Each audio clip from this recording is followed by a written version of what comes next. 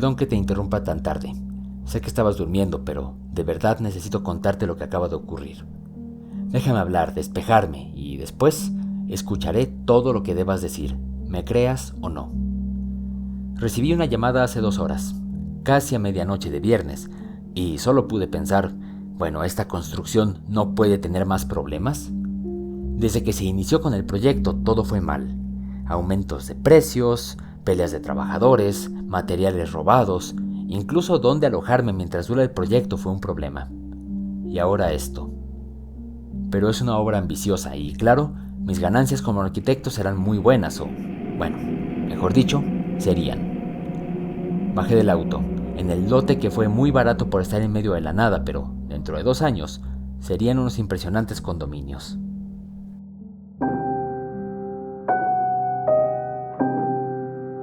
Me recibió Agustín, el encargado de turno, cubierto con un abrigo grueso para protegerse del clima que, en ese momento, ya nos rodeaba de neblina. Lo primero que hizo fue disculparse. Era una situación urgente, extraordinaria, tanto como para que más de la mitad de los trabajadores siguiera ahí, siendo que el turno terminó 6 horas antes.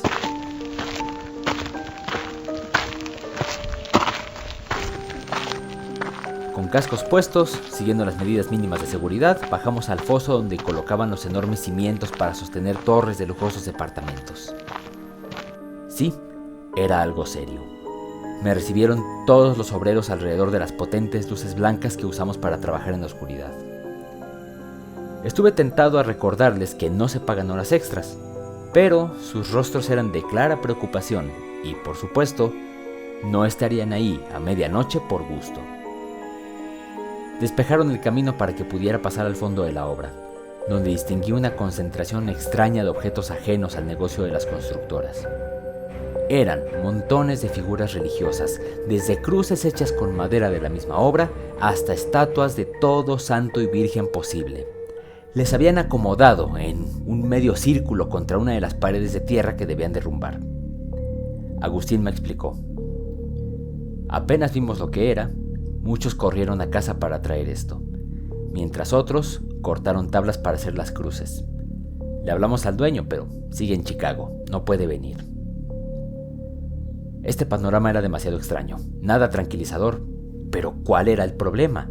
Insistí para que me explicara de una vez por todas lo ocurrido, que fuera directo y dejase los misterios de una vez por todas. Él me señaló la pared que resguardaban todas esas figuras religiosas. Me acerqué y... vaya sorpresa. A partir de este punto, yo ya estaba caminando solo. Ni Agustín ni otros trabajadores se atrevían a cruzar esa barrera de figuras. Entonces pude ver a qué le temían.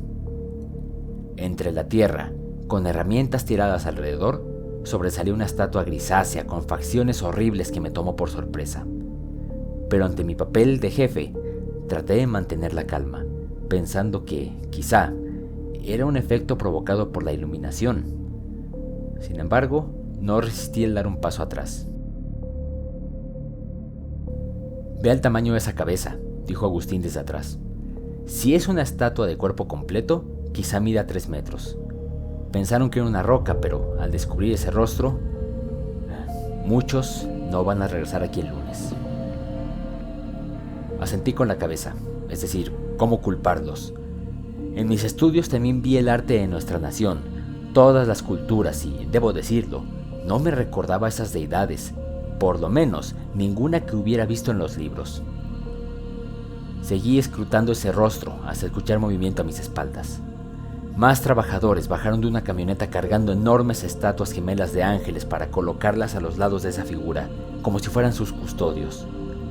Al principio iba a reclamarles, y en un chispazo mental me pregunté, ¿de dónde están sacando todas esas figuras? Quizá fueron a sacar una iglesia, no sé. Las cosas se salían de control y tuve que cerrar los ojos para dominarme, comprender que estaban asustados por el descubrimiento. Recuerdo bien claro que pensé, ellos no han tomado 2 semestres completos de arte como yo, no lo van a entender. Pero ahora que te lo digo, me doy cuenta de que era la forma de aferrarme a la única hebra de valor restante. Por eso, traté de apelar a la razón. Miren, la ley, el protocolo, o como quieran decirle, dicta que debemos llamar a los arqueólogos para que terminen de inspeccionar. Esta zona debe tener una ciudad sin descubrir, pero eso lo haremos mañana, por ahora ya es tarde, hace frío. Pero Agustín me interrumpió. Hay que enterrarlo otra vez, y usted lo sabe. Devolverlo a las profundidades y, perdón, pero mañana mismo tendrá mi renuncia. Muchos se fueron hace horas, pero el resto sentimos necesidad de reparar el daño hecho para dormir tranquilos. Escuché murmullos de solidaridad, y entre toda la tormenta de pensamientos me preguntaba cómo explicar la renuncia masiva de trabajadores en un solo fin de semana. La discusión fue cortada por una oscuridad repentina. Nuestra planta de luz había apagado. Escuché las respiraciones aterradas de quienes rodeaban la estatua. A la brevedad, se vieron chispazos en el suelo de 3 empleados que, con manos temblorosas, luchaban por encender las velas de los santos. Atrás, otro grupo estaba apiñado contra la planta de poder, con linternas en mano para arrancarla y tener visibilidad. Del centro emergió un sonido profundo que sentí en forma de vibraciones resonando por todo el pecho, como si tuviéramos un enorme amplificador emitiendo bajas frecuencias. Lograron encender algunas veladoras, suficientes para dejarnos en una luz precaria que reforzó las facciones de esa estatua.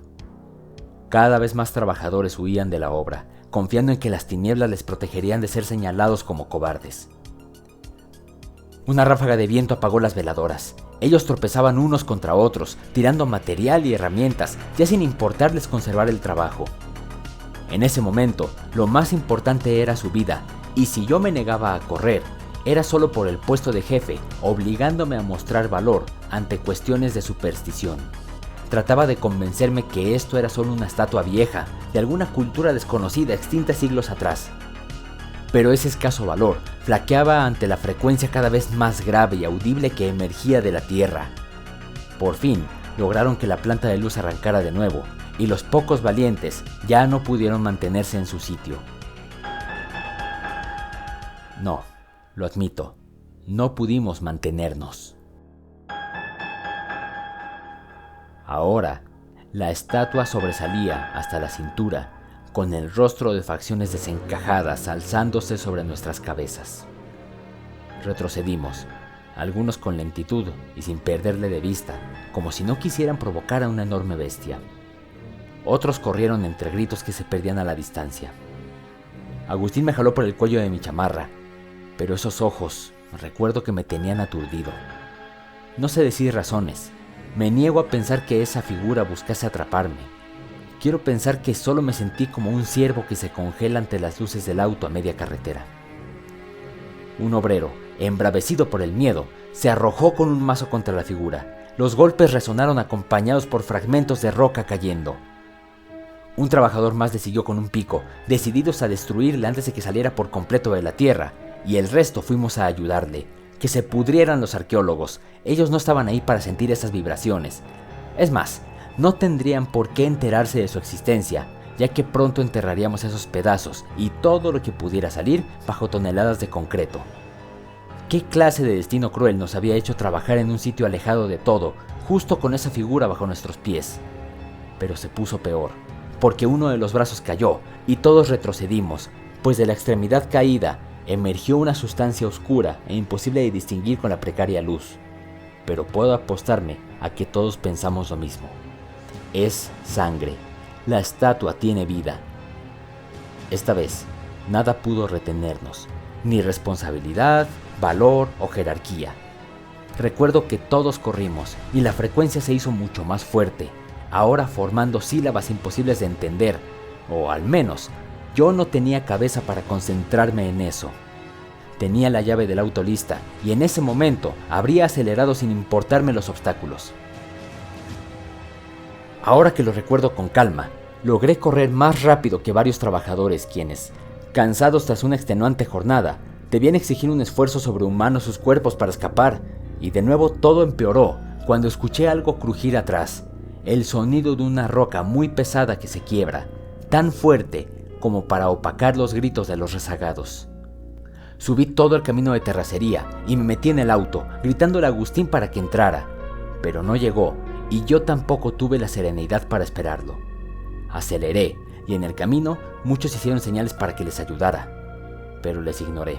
Soy un pésimo jefe y una peor persona porque desconozco lo que ocurrió después. No pude voltear atrás, ni siquiera por el retrovisor, a sabiendas que una sola mirada, dejar que mi curiosidad fuera más fuerte, habría sido la diferencia.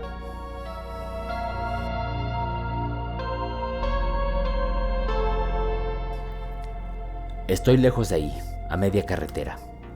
Solo tomé el teléfono para contarte esto, pero es el número personal. Mi celular del trabajo está apagado. No tengo el valor de encenderlo y ver todos los mensajes y llamadas perdidas. Apenas colguemos, volveré a acelerar.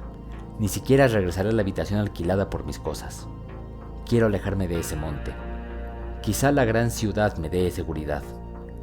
¿Qué tan grande será esta noticia? ¿Cuántas personas podrán enterarse? No lo sé. En algún momento tendré que dar la cara. Eso es un hecho. Por ahora, solo me queda esperar que eso que se ocultaba bajo la tierra vuelva a su escondite.